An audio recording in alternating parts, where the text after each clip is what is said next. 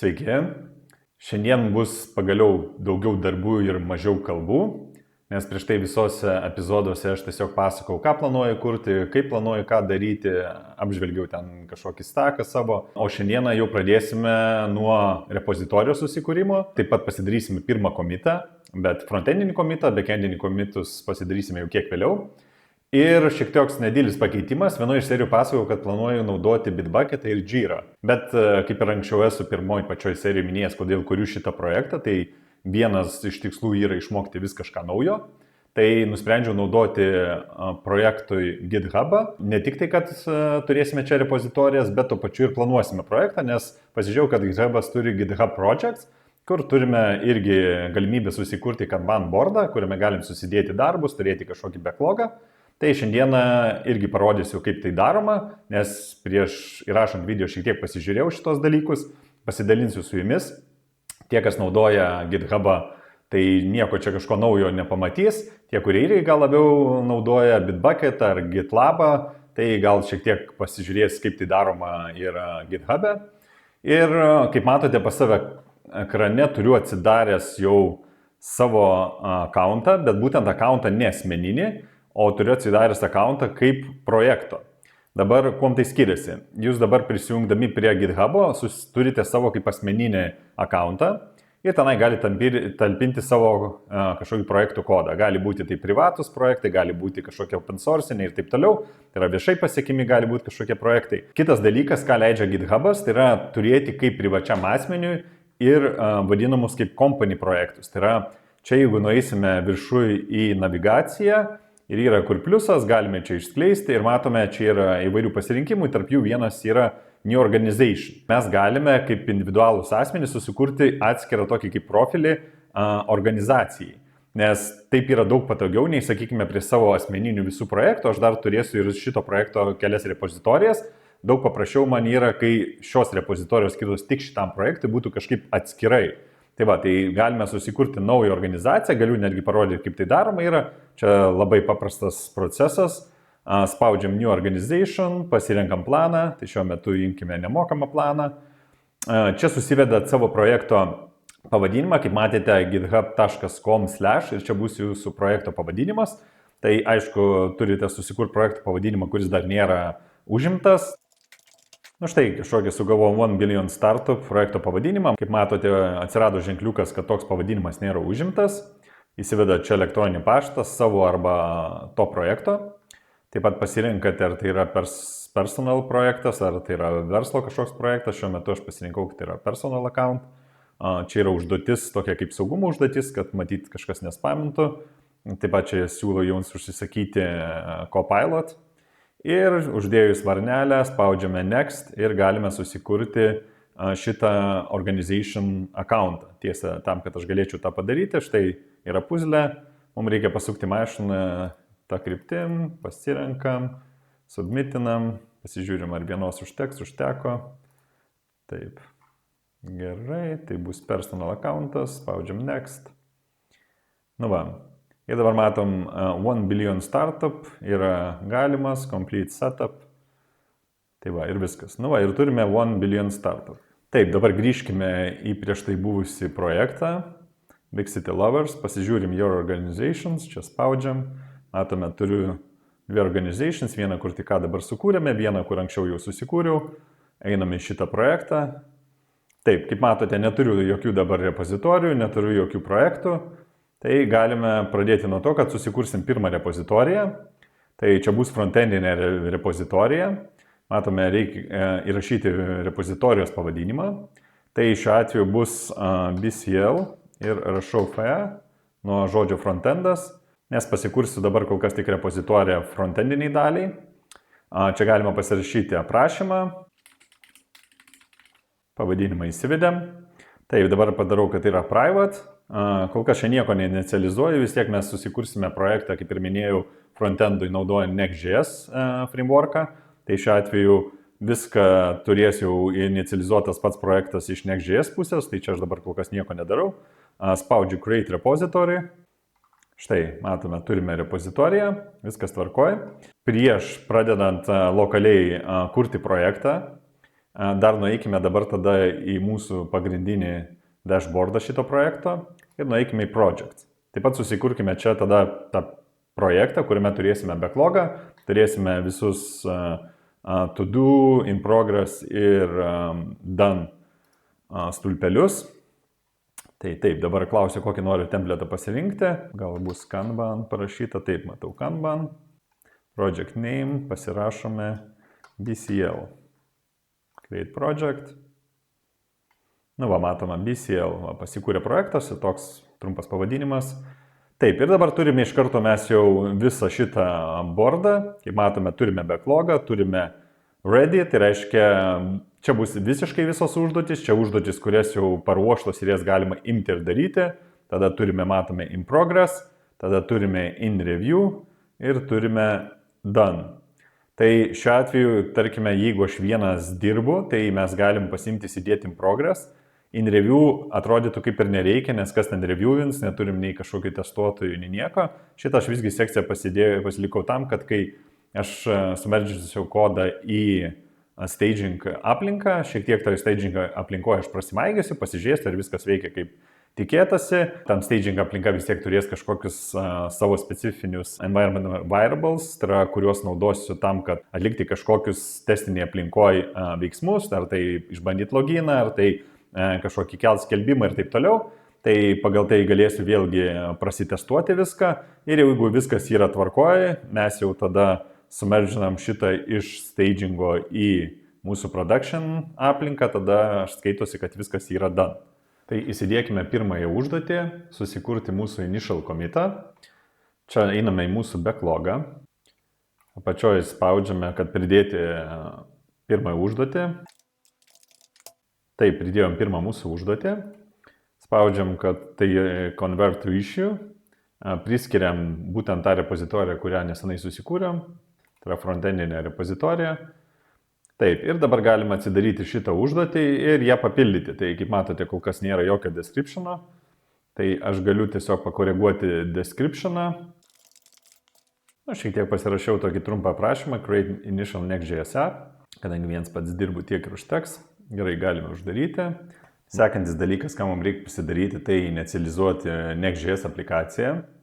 Tai tam, kad inicializuot, mums reikia pas save susikurti folderį, kuriame mes paleisime command line komandą, kuri ir sukurs tą Next.js projektą. Tai aš dabar sumažinsiu langą. Taip, dabar galim atsidaryti Explorerį. Ir štai čia aš turiu susikūręs papkę BCL. Ir dabar iš šičia mes galėsime paleisti komandą Next.js apps sukūrimui. Tai aš pasirinksiu PowerShell, galima rinktis Git Bash, galima rinktis CMD, tai kaip patogu, čia nėra didelio skirtumo. Tai pasirenkam PowerShell'ą, štai atsidarė PowerShell'as. Dabar mums reikia paleisti komandą pagal next.js.org puslapį esančią dokumentaciją. Tai dabar galime nueiti į Next.js svetainę. Štai čia atsidarom Next.js svetainę. Ir čia aš esu next.js.org ir jeigu iš pačio titulinio puslapio nuėjus, spaudžiam Get Started ir einam į Installation kairėje pusėje. Matome, taip, yra informacija, kad reikalinga Node.js versija, kuri yra 18.17 arba aukštesnė. Ir čia yra komanda, kaip instaliuoti Next.js aplikaciją. Tai dabar, kas liečia būtent Node.js versiją, tai galime pasižiūrėti, kokia yra dabartinė LTS versija. Ta galim padaryti nuėję į Node.js svetainę. Ir matome čia, node.js.org, yra nurodyta, kad dabartinė LTS versija yra 20.12.1. Kad turėti skirtingas Node.js versijas pas save, aš naudoju NVM. Tai galite paguglinti, pasirašyti NVM for Windows. Čia galim pasirašyti NVM list. Tai dabar galima pasižiūrėti, kokias Node.js versijas aš turiu lokaliai. Tai turiu tą naujausią 20.12.1, turiu 20.9, 18, 14 versiją. Tai kaip ir minėjau, dabartinės LTS versija yra 20.12.1, tai ją ir naudosime inicializuoti projektui. Taip, dabar nueiname atgal į Next.js. Nusikopijuojam šitą komandą ir čia tiesiog spaudžiam copy-paste ir paleidžiame. Užtruks keliasdešimt sekundžių, kol viskas instaliuosis. Tiesa, prieš tai dar bus keletas klausimų, ką mes norime naudoti projekte. Tai galime palaukti, kol atsiras šitie klausimai. Taip, matome dabar klausia, what is your project name? Tai dabar mes, kadangi turime tiesiog tą pagrindinę papkę BCL, tai reiškia, mes norėsim sukurti kažkokį dabar frontendinę versiją savo aplikacijos. Tai galime pavadinti taip, kaip pavadinom repozitoriją, BCL, brūkšnelis ir frontendas FE. Spaudžiam Enter. Tai dabar klausia, ar norim naudoti tai skriptą. Norim naudoti, spaudžiam Enter. Klausia, ar norim palikti slintą. Taip. Ar naudosim tailwindą. Naudosim. Dabar ar norime naudoti source directory. Tai yra vietoj to, kad visi komponentai ir taip toliau būtų tam aukščiausiam levelį, top levelėje. Tai aš norėčiau geriau naudoti viską, susidėti į source direktoriją. Spaudžiam Enter. Dabar ar naudosim naujausią app routerį, taip naudosim. Na ir dabar klausia, ar norime kažkaip tai kitaip pakeisti importų aliasus, tai yra prieš importą esantį va šitą eta ženkliuką. Tai nenoriu. Ir dabar dar kelias sekundės ar 15 ir turėtų pilnai pasibaigti instaliacija. Ir kad galėčiau pasileisti mūsų aplikaciją editoriui, aš dabar turėčiau nueiti į šito sukurto frontendinio projekto folderį. Tai tiesiog rašom CD, tarpas ir spaudžiam Tab. Ir matome, mums iškart pasiūlo šitą folderį, spaudžiam Enter. Dabar matote, esame jau šito projekto viduj. Ir dabar mano atveju yra būtent shortcutas, tai kadangi aš naudoju IntelliJ, tai aš rašau taškas, idea ir spaudžiu Enter. Tai dabar man šitą projektą atidarys IntelliJ editoriuje. Jūsų atveju, jeigu naudojat kažkokį Visual Studio Code, tai kiek pamenu rašo taškas, tarpas, code. Ir tada atidarys būtent Visual Studio Code editorių. Štai atsidarė mūsų editorius. Taip, dabar galime greit peržiūrėti, ką čia turim. Tai iš karto rodomas readme langas, čia informacija, kaip pasileisti aplikaciją. Vėliau, kai jau šiek tiek būsim pasidarę kažkokių darbų frontendinių, galima bus šiek tiek pasikoreguoti šitą aprašymą pagal mūsų jau poreikius. Taip, dabar kairiai pusėje čia matote yra visa struktūra aplikacijos. Tai turime public aplanką, kuriame yra, čia kaip matau, logotipai SVG formatu. Tada turime source package, kuriame yra įdėtas app folderis. Tai tame app folderė matome, turim favikoną, stilių failą, layouto failą ir page failą. Tai dabar svarbus niuansas, tarkime, jeigu ten dirbame su kokiu Reactu, tai React'e tenai tas namingas visų šitų package'ų ir failų yra ten jau kaip ir mūsų pasirinkimas. Dirbant su frameworkais reikia jau žiūrėti pagal dokumentaciją. Kaip ir šiuo atveju, tarkim, Next.js yra rezervuoti tam tikri pavadinimai. Tai kaip ir šiuo atveju matome page. Page tai reiškia, kad šitas failas būtent tokiu pavadinimu, aš kalbu būtent apie failo pavadinimą, jisai yra kaip ir rezervuotas ir jame mes susidedame visą turinį, tai yra kurį norime atvaizduoti. Ir turime layoutą, kuris irgi yra rezervuotas pavadinimas, tai reiškia layout'e mes turėsime apsirašę kažkokį stilių. Dabar yra tokie du niuansai, kad mes galime dalį stiliaus rašyti, tarkim, kaip šiuo atveju layout'ą ir galime kažkokį, jeigu norime stilių visgi rašyti ir į patį page. Čia vėlgi, čia kaip jau jūsų pasirinkimas, bet tarkim, jeigu mes čia turim layout'ą ir vėliau mes po appsų toliau čia kūrime kažkokį naują folderį, nežinau, pavadinkim jį kokį nors ten contacts. Ir čia contacts yra automatiškai pagal visą šitą Next.js frameworko konvenciją jau yra kaip routas. Tai jeigu mes jame į vidų įdėsime kažkokį page.tsx, mes šitame page'e galėsime jau apsirašyti turinį skirtą puslapį, kuris bus, tarkim, ten /contacts. Tai va, ir jeigu mes nenurodome atskiro layoutą, tai reiškia, kad bus naudojama šitas globalus layoutas, nes jisai aprapins viską, kas yra viduj nestinta. Jeigu mes turime kažkokį kitą layoutą, vėlgi ten galima pagal tą layoutą pasiderinti šito puslapio kažkokį tai stilių ir taip toliau.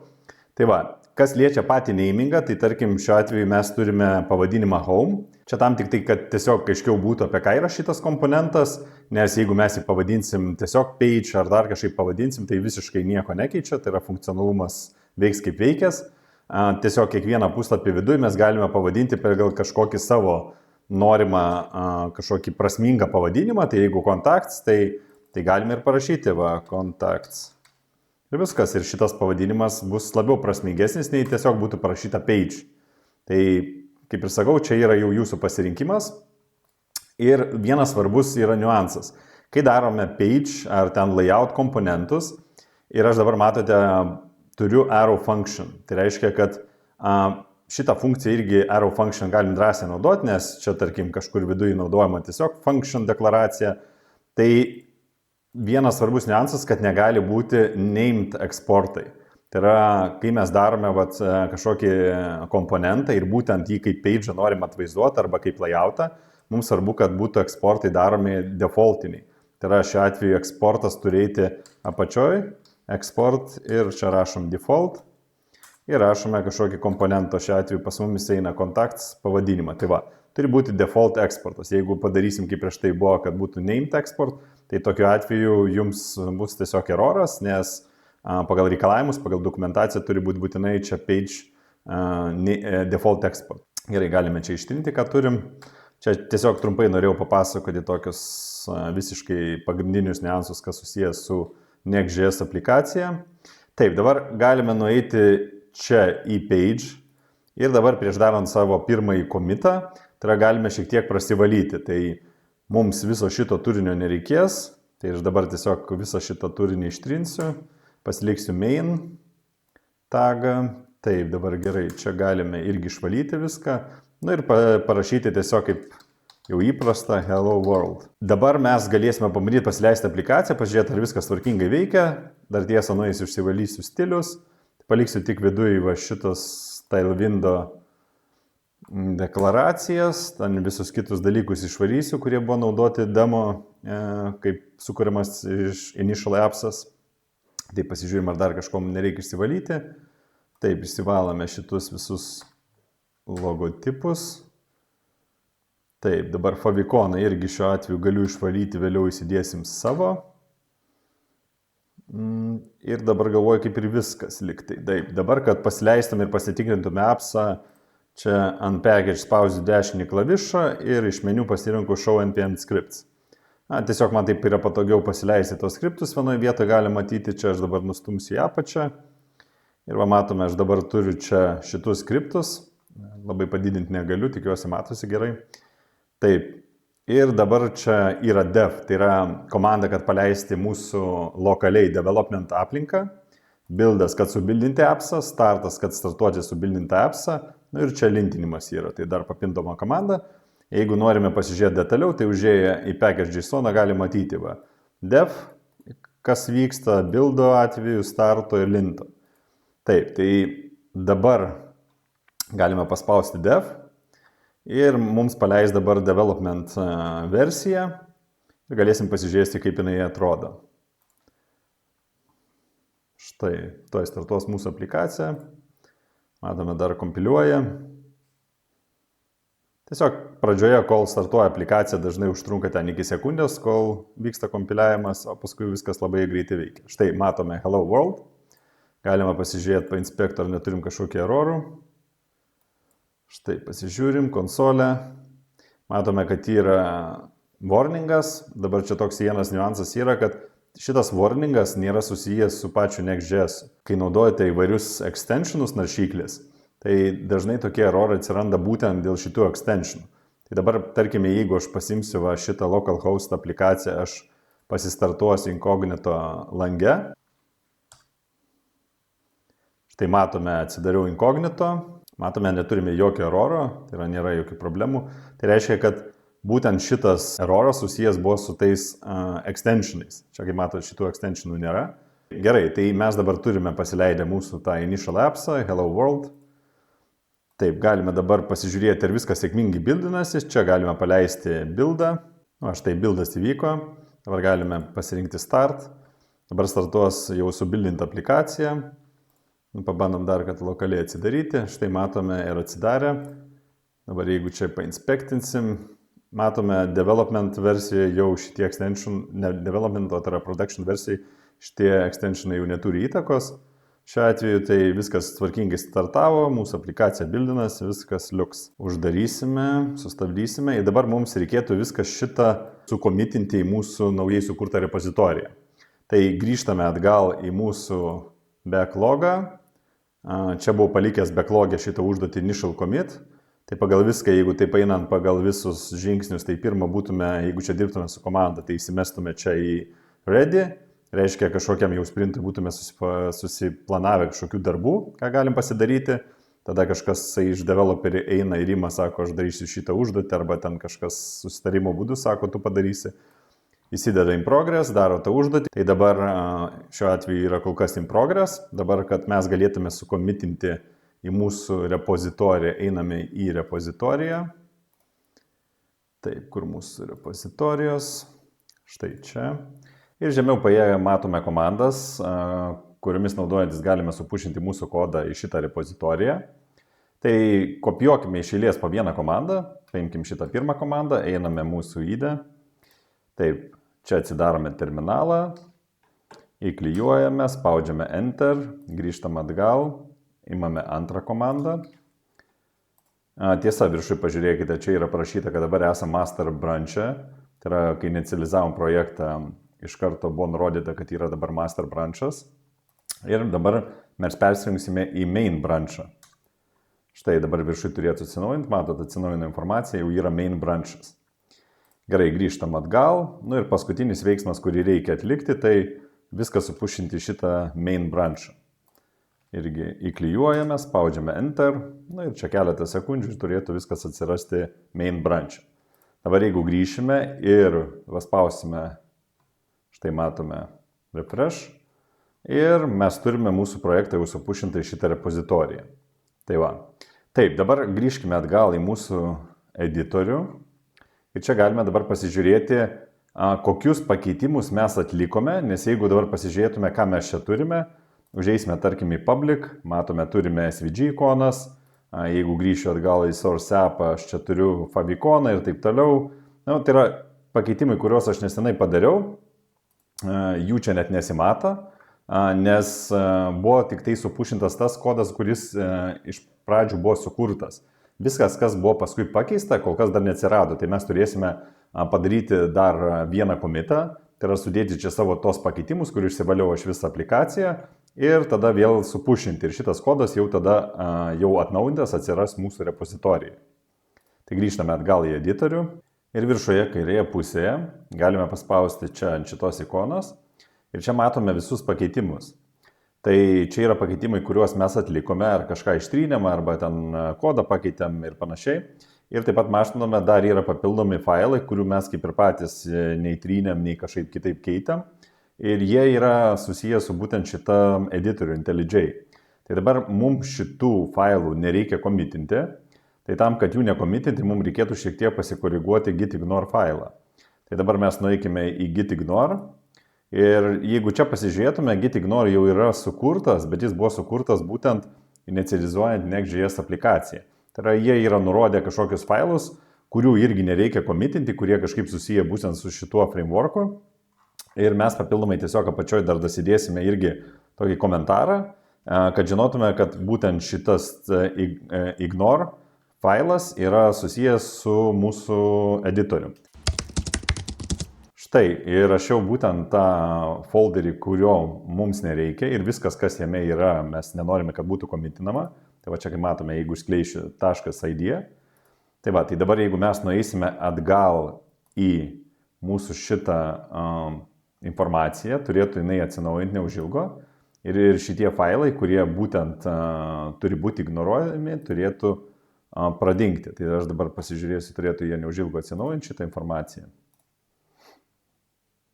Matome, jinai atsinaujino ir dabar liko tik tie failai, kuriuos mes patys ir pakeitėm. Tai dabar tam, kad padaryti mūsų komitą, pasižymėme, kad norime visus šitus pokyčius mes sukomitinti. Ir štai čia mums reikės įrašyti žinutę, būtent komito žinutę. Tai galim parašyti, čia bus tiesiog paprasta tokia pati žinutė, kaip ir buvo tasko pavadinimas. Taip, initial commit. Ir dabar galime mes tiesiog paspausti commit. Aišku, viską galima būtų čia daryti, čia rašyti git add, tarkime, paskui ten ir daryti end arba atskirą naują git commit ir taip toliau, čia rašyti komentarą, kažkokį git push, tai kad nerašytume mes rankomis viso šitų komandų, tai mes galime tiesiog, kaip ir čia matote, naudotis, tai yra, ką duoda editorius, tai yra, jis turi visiškai patogų UI ir mums nereikia rašyti tų komandų patiems, tai tiesiog spaudžiame commit. Taip, dabar bus atliktas commitas. Ir matome, 7 failai buvo sukomitinti. Ir dabar tam, kad visus mūsų naujus pakeitimus mes supušintume, čia matot viršui rodo, kad yra ikona rodikliai viršų. Tai reiškia, kad mes turime sukomitintą kodą, bet dar nesupušintą. Galime čia paspausti ir spausti push. Ta pati situacija yra, kad aš galėjau nespausti commit, o spausti commit end push ir vienu kartu tą padaryti, bet kadangi tas video toks labiau mokomasis yra, galbūt bus tokių, kurie nėra susidūrę ir, sakykime, dar nelabai čiupinėja gitą arba ten gal tiesiog bandė kažką komitinti, mokindamėsi programuoti. Tai aš rodau vieną žingsnį po kito, nes daug kur matysite mokantis gito, kad bus rodoma viena komanda po kitos, tai yra git add, git commit ir tada git push. Tai va ir aš darau panašių principų, sukomitinam ir dabar paspaudžiam, pasirenkam push. Ir čia rodo dabar, ką mes supušinsim, spaudžiam push. Ir dabar turėtų susipušinti, jeigu nekils kažkokių nesklandumų. Šiek tiek užtruks keletą sekundžių. Irgi turėtų būti, kaip ir dabar matote, žinutė, push to one commit to origin main. Gerai, einame dabar pasižiūrėti į mūsų repozitoriją, atsinaujiname. Ir matome, prieš 1 minutę buvo supušinti pakeitimai. Tai turėtume matyti tą patį paskutinį pakeitimą, kad mes štai įdėjome šitą komentarą, kad ignoruojamas būtų .idea packages. Dabar užeiname, ką mes čia buvom pakeitę. Irgi matom viskas prieš 1 minutę. Tai buvau ten prasivalęs stilius, page padarė šiek tiek pakeitimų irgi išvalęs. Tai va, turime visus mūsų paskutinius pakeitimus. Tai principė pasidarėme šiandieną, kaip ir planuota, tą pagrindinį initial commitą. Galime nueiti pas mumis į projektą ir nustumti jau į done. Review nereikės šiuo atveju, nes nėra ką čia reviewinti. Review'as įvyko, kai mes nuėjome į repozitoriją ir pasitikrinom, ar tikrai mūsų visi paskutiniai pakeitimai atsidūrė repozitorijai. Na ir dabar galime nustumti jau, kad mūsų darbas atliktas. Štai pirmas initial commitas padarytas. Galim sakyti, kad mūsų projektas jau labai rimtai įsibėgėja. Tai dabar jau turint pirmą komitą, praktiškai galime eiti pas investuotojus ir jau prašyti kelių milijonų. O jei rimtai, tai šiandien planas buvo parodyti, kaip naudotis GitHub'u, kaip susikurti repozitoriją, kaip pasikurti Kanban boardą, kaip padaryti pirmąjį komitą. O sekančiam epizode planuoju padaryti landing page'ą, kuriame bus registracijos forma, tai yra užsisakyti naujienlaiškį apie planuojamą projekto startą. Aišku, tas projekto startas labai neaišku, kada įvyks, bet pasistengsiu, kad tai vyktų kuo greičiau. Ir mes pasinaudosime Zender.net servisu, kuris turi savo API ir patogiai leidžia susirinkti vartotojus, kurie nori užsiprenumeruoti naujienlaiškį. Tai va, tai tą servisą naudosime Next.js tokį visai patogų gerą dalyką kaip Server Actions. Išbandysime keletą hookų, kurie yra dabar šiuo metu tik tai atsirado, man atrodo, 19 Reacto versijoje, bet jie yra jau stable būtent Next.js naujoji versijai. Tai drąsiai galima naudoti. Ir tiesa, dar vieną dalyką pamiršau padaryti, tai kai mes nustūmėme mūsų initial commitą šitą taską į done sekciją, tai mums reikėtų dar tiesiai užklausinti šitą issue ir čia mes galime paspausti close issue ir dabar jau gausis, kad mes jau pilnai tikrai jau sutvarkėme šitą užduotį, ją atlikome ir uždarėme.